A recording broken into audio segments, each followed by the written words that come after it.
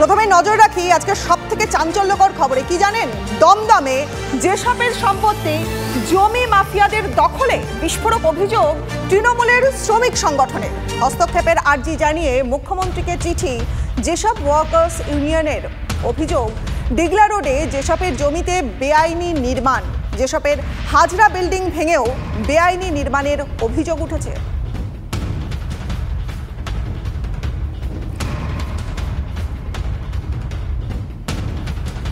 এটা যেসবের জমি ভোটেরই হয়েছে, এটা টোটালি ইনলিগাল কনস্ট্রাকশন। এই গলি চলে গেছে, এর মধ্যে দিয়ে যেসবের মধ্যে চলে যাচ্ছে, গিয়ে কি করছে এই এখানকার প্রশাসন কর্তৃপক্ষ জানে, কর্তৃপক্ষরা জানে। এই এডিএম এলআরের লোকেরা এসেছিল, ম্যাপ করে নিয়ে গেছে, এদের ডেকে পাঠিয়েছিল বিএলআরও অফিসে। এর পেছনে মূলত যারা কুখ্যাত সমাজবিরোধী দুষ্কৃতকারী এবং পলিটিক্যাল লোকেদের কিছু ইন্টারফারেন্স আছে। সমস্ত পলিটিক্যাল লোকেদের কিছু কিছু ইন্টারফারেন্স আছে। পলিটিক্যাল লোকেদের ইন্টারফারেন্স না থাকলে আমাদের ইনলিগাল কনস্ট্রাকশন হতে পারে না। ট্রান্সপারেন্সি না থাকে, যদি মানি লন্ডারিং না থাকে, তাহলে কি করে এই বিল্ডিংটা এখানে গড়ে উঠলো? আমরা যেসব থেকে এটা নিই নি, পৌরসভাকে চিনি, পৌরসভা দিয়েছে, পৌরসভার কাছ থেকে বুঝতে পারবেন আপনি। অনুমোদন পুরসভা দিয়ে, হ্যাঁ, মানে বাড়ির নকশা, বিল্ডিং, হ্যাঁ, সব বিএলআর অফিসে জমা রয়েছে। Tax pay. কতদিন ধরে আপনারা এখানে? এটা রয়েছে আপনার অ্যাবাভ 30 বছর আগে। তো তখন থেকে আছে কোনো সমস্যা নেই। ওনারা হঠাৎ করে অভিযোগটা এটা ও বারবার আছে। একটা কে নেতা রয়েছে এইখানে, ও হপ্তা তুলে খায়, ওই মানে পয়সা করে নিয়ে একটা ঝামেলা বুঝলেন, সেই নিয়ে সমস্যা। কথা বলবো আমাদের প্রতিনিধি সৌরভ দত্তের সঙ্গে। সৌরভ, এই যে জমি হাঙরদের ছবি দিনের পর দিন ফুটে উঠছে, এখন দমদমে যেসবের সম্পত্তি সেটাও কি জমি মাফিয়াদের দখলে? কি খবর পাওয়া যাচ্ছে? দেখো, এক্ষেত্রে যে অভিযোগটা উঠেছে যে যেসবের যে জমি, সেটা যেসবের শ্রমিক সংগঠন ইউনিয়নের বক্তব্য হচ্ছে যে সেই জমি এখন সরকারি জমি। কারণ রাজ্য সরকারের 2016 সালে একটা জমি অধিগ্রহণ বিল পাস হয়েছিল বিধানসভায়, যদিও সেটি এখনো রাষ্ট্রপতি চূড়ান্ত শেষ হয়নি। এছাড়া সরকারি তরফে স্থাবর অস্থাবর সম্পত্তির উপরে একটা নিষেধাজ্ঞা রয়েছে। যেটা শ্রমিক সংগঠনের দাবি হচ্ছে যে ডিগলা রোডে যে একটি বাড়ি রয়েছে, সেই বাড়িটি যেসবের যে সম্পত্তি, সেই সম্পত্তির ভেতরে সেই বাড়িটি নির্মাণ হয়েছে, দোতলা বাড়ি।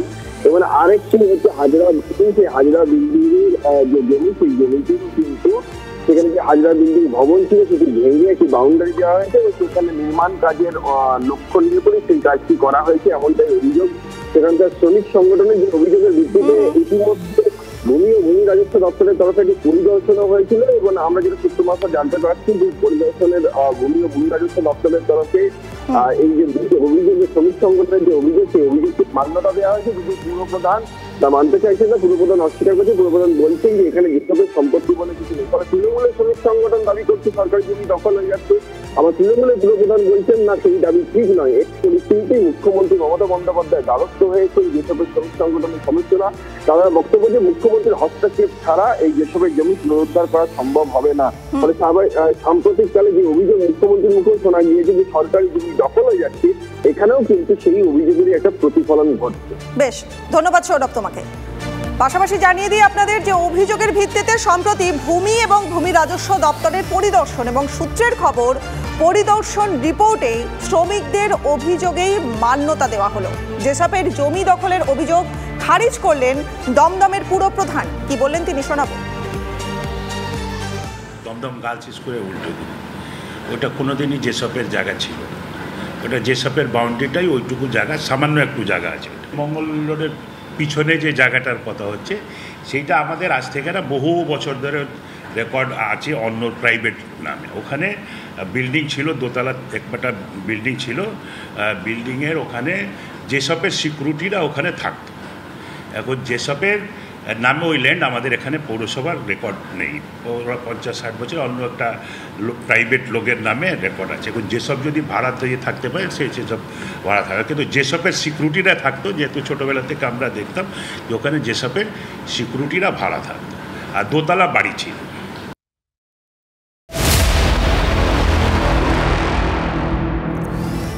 সরকারি জমি দখলের অভিযোগ যখন উঠছে তখন তো গজলডোবার নাম আসবেই, তাই না? কারণ গজলডোবায় প্রায় 5,000 হেক্টর সরকারি জমি দখলের অভিযোগ শাসক দলের নেতাদেরই একাংশের বিরুদ্ধে। সরকারি জমি দখলের খবর থেকে প্রথম আমরা দেখি আসছি টিভি 9 বাংলার পর্দায়, আর আজ আরও বিস্ফোরক তথ্য প্রকাশ করব আমরা। অভিযোগ উঠছে নেতাদের মদতেই পোড়াঝাড়, ডাবগ্রাম, ফুলবাড়িতে সরকারি জমিতে গড়ে উঠছে কলোনি, রিসর্ট, হোটেল, চা বাগান। বুঝতে পারছেন? সরকারি জমি নেতাদের মদতেই পোড়াঝাড়, ডাবগ্রাম, ফুলবাড়ি এই সংলগ্ন এলাকায় সরকারি জমিতে গড়ে উঠছে কলোনি, রিসর্ট, হোটেল, চা বাগান। ফুলে ফেপে উঠছে কারবার। হু হু করে সম্পত্তি বেড়েছে নেতাদের একাংশের। প্রভাবশালী নেতাদের যদি হাত থাকায় হাত গুটিয়ে রয়েছে কি প্রশাসন? দখল হওয়া সরকারি জমি আদেও উদ্ধার হবে কিনা এ প্রশ্ন কিন্তু উঠবেই।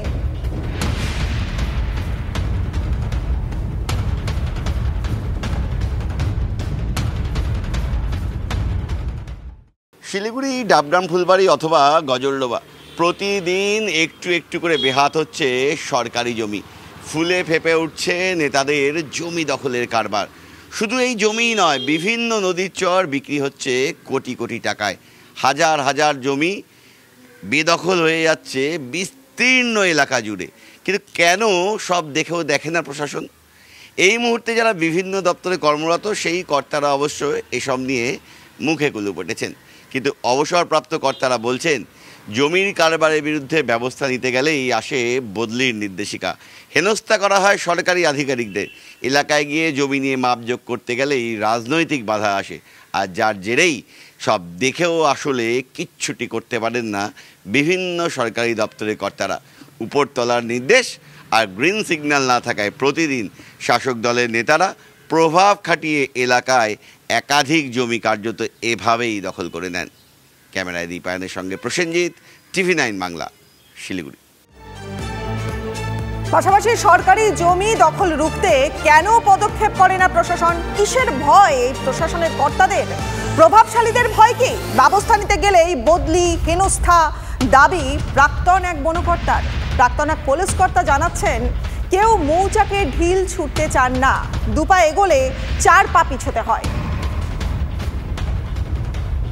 শালুগাড়া, ফাপড়ি এই সমস্ত এরিয়াতে আমি কাজ করেছি। আমরা যখনই কোনো বিতর্ক ওঠে সরকারি আমিন নিয়ে মাপতে যাই, তখন রাজনৈতিকভাবে আমাদের বাধা দেয় এবং বাধা দেওয়ার জন্য কি হয়, মাপাটা আর হয় না। শাসকের চাপেই মূলত আমি কয়েকবার জমি উচ্ছেদ করতে গিয়ে 2বার আমাকে দাঁড়িয়ে পড়তে হয়েছে। তারপরে অবশ্য তার আমাকে গুণাগার দিতে হয়েছে, সঙ্গে সঙ্গে বদলি কিংবা হচ্ছে পানিশমেন্ট, পোস্টিং এগুলো হয়েছে। কর্তা ইচ্ছা কর্ম তো খানিকটা থাকি, এটাকে তো অস্বীকার করার কোনো জায়গা নেই। তো সেক্ষেত্রে নিজেকে খানিকটা রেস্ট্রেন্ট করে রাখতেই হয়। এখন আমরা যখন চাকরি করেছি তখনও যে ছিল না তা নয়, একেবারেই যে নিরবিচ্ছিন্ন বা নিরঙ্কুশভাবে আমরা পুলিশরা সমস্ত অ্যাকশন নিতে পেরেছি তাও না। সেখানে তখনও কিছু হস্তক্ষেপ ছিল, এখন হস্তক্ষেপ হয়তো আরও বেশি একটু বেড়েছে, যার ফলে পুলিশের পক্ষে কাজ করতেও একটু মুশকিল হচ্ছে। এখন রাজ্য রাজনীতিতে এখন অন্যতম একটা চর্চিত শব্দ কি জানেন তো? জবরদখল। হ্যাঁ, জবরদখল। কারণ মুখ্যমন্ত্রী তিনি কড়া বার্তা দিয়েছেন এবং তার কড়া বার্তা দেওয়ার পর ময়দানে নেমেছে প্রশাসন। দিকে দিকে অ্যাকশন চলেছে সরকারি জমি জবরদখল মুক্ত করার কাজ। কিন্তু যেখানে শাসক নেতার যোগ, সেখানেও কি সমান সক্রিয় প্রশাসন? ধূপগুড়িতে ঠিক উলট পুরাণের গন্ধ পাচ্ছেন বিরোধীরা। দেখুন। আড়ালে আবডালে উকি মারছে অনিয়ম, দিকে দিকে সরকারি জমি জবরদখলের অভিযোগ। মুখ্যমন্ত্রীর নির্দেশে দখলমুক্ত করার অভিযানে নেমেছে প্রশাসন।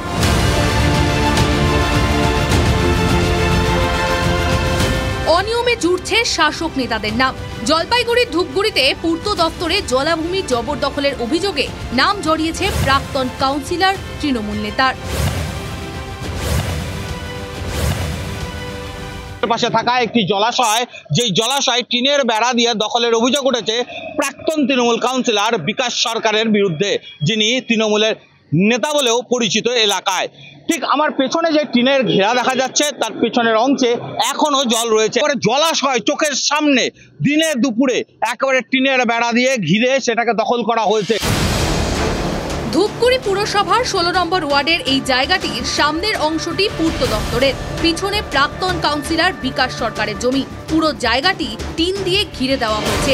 ওয়ার্ডের প্রাক্তন কাউন্সিলর শাসক নেতার যুক্তি, বিষয়টা হচ্ছে আমাদের যেহেতু ওই সরকারি জমির সাথেই জায়গা আছে, অন্য কেউ যদি দখল করে সেটাকে মানে সেফগার্ড দেওয়া, এটাই আমাদের উদ্দেশ্য। পিডব্লিউডি যখনই চাবে তখনই তারা মানে নিয়ে নিতে পারে, আমাদের কোনো আপত্তি নাই। কিন্তু কাউন্সিলরের এই সাফাই মানতে নারাজ স্থানীয়রা। কৌশলে পূর্ত দপ্তরের জায়গা দখলের চেষ্টা বলেই অভিযোগ স্থানীয়দের। তো দখল করতে পারে না, জলাশয় যদি ভরাট হয়ে যায় সেটার সেই জলটা কোথায় যাবে? প্রশ্ন আছে, নেতার জন্যই আজকে সবাই মুখ বন্ধ হয়েছে। সরকারি জায়গা কেউ অকুপাই করে থাকে, এটা অন্যায়। তার বিরুদ্ধে তো মুখ্যমন্ত্রী বলছেই তাদের ব্যবস্থা নেওয়া হবে। বিষয়টির সামনে আসতেই সরব হয়েছে বিরোধীরা। জবরদখলের বিরুদ্ধে যখন সরব মুখ্যমন্ত্রী, তখন দলের নেতারই নাম জড়ানোয় অস্বস্তিতে শাসক দল। মুখ্যমন্ত্রী বলে যাচ্ছে, কিন্তু আমরা লোকাল স্তরে যা দেখছি, পুলিশ প্রশাসন থেকে শুরু করে শুধু প্রাক্তন কাউন্সিলর না, বর্তমান যারা পুরো বোর্ডে আছে তারা শুদ্ধ বেদখল করে দিচ্ছে সমস্ত জায়গা, পুকুর ভরাট করছে, তাই সেখানে কোনো হেলদোল নেই। কেউ যদি সরকারি জায়গা দখল করে সেটা অবশ্য যেহেতু মুখ্যমন্ত্রীর নির্দেশ আছে, সেই নির্দেশ তাকে পালন করতে হবে। সেইখানে যদি কেউ নেতা হোক, যেই পার্টি করুক না কেন, সেখানে যদি কেউ এরকম করে থাকে তার বিরুদ্ধে অবশ্যই প্রশাসনের মতন ব্যবস্থা নেবে। ধূপগুড়িতে একের পর এক জলাশয় ভরাট হচ্ছে। জল ধারণ ক্ষমতা কমায় ভারী বৃষ্টি হলেই জলমগ্ন হচ্ছে শহর। এই নিয়ে চর্চার মধ্যেই কাউন্সিলরের বিরুদ্ধে জলাশয় দখলের অভিযোগ ঘিরে শোরগোল। তবে কি অনিয়ম নজরে পড়ছে না প্রশাসনের? তবে প্রশ্ন উঠছে, কেন পুলিশ প্রশাসন এবং নির্দিষ্ট দপ্তরগুলি থাকা সত্ত্বেও এই বেআইনি কাজ রোখা যাচ্ছে না? তাহলে কি শাসক দলের নেতা বলেই কি চুপ রয়েছেন আধিকারিকরা? প্রশ্ন তুলছেন শহরবাসী। জলপাইগুড়ি ধূপগুড়ি থেকে রনি চৌধুরী, TV9 বাংলা।